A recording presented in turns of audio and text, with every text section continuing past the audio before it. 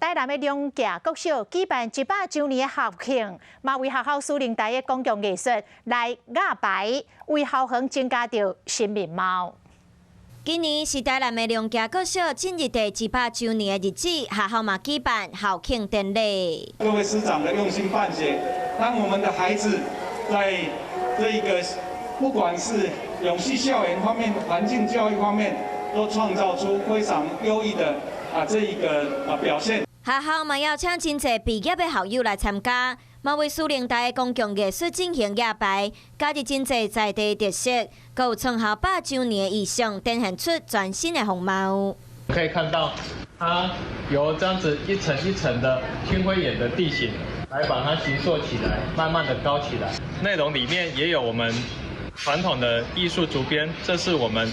龙崎的特色。期待透过举办校庆，会使让师生佮校友感受到这个欢乐的气氛。未来学校嘛会继续打拼，让学校有丰富的学习资源，培育出更较侪优秀的人才。